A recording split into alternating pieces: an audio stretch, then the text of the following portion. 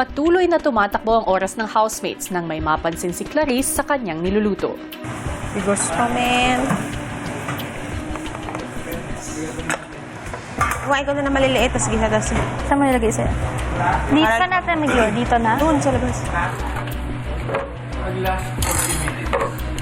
Maligas pa, pero hiwain ko na.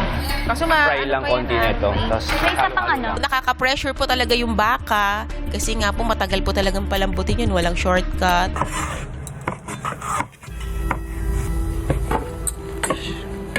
iba-iba kasing lambot, may part na malambot. Ito malambot ang hinihiwa ko, ate. Kung masyado liit ang panin na po.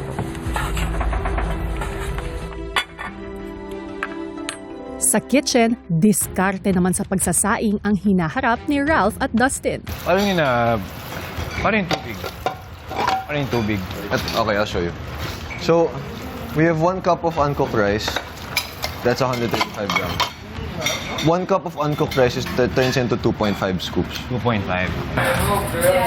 Tama naman siguro yun. Isang problema pa ang napansin ng task leader na si Dustin.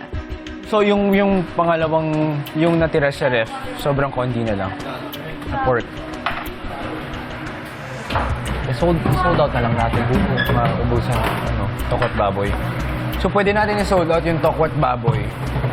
Pero, ano pa rin tayo ng overload. Ano ba mas We have a lot of tofu. mas marami tayong margin sa Overload. hindi, mas maraming margin sa overload o sa overload. For sure.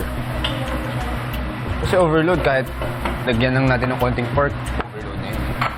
Maya-maya pa, sa kalagitnaan ng kanilang pagdidiskusyon, 5 minutes, yo! Let's go. Sobrang bilis po ng 6 hours, kuya. Isa siya sa mga pinakamabilis na 6 na oras sa buong buhay ko. So, ito na nga po mga kapamilya. Pesta sa amin dito. Kaya naman nagluto kami na aming pamilya ng isang kalyasing baka. Guys, before we start, let's pray. Let's put ourselves in the presence of the Lord, in the Father, Son, and Holy Spirit. Amen. Today, as we do our first day of our weekly task, I just want you to keep us calm, give us a presence of mind, the energy, the hope, and the bravery that we need. In Jesus' name we pray. Amen.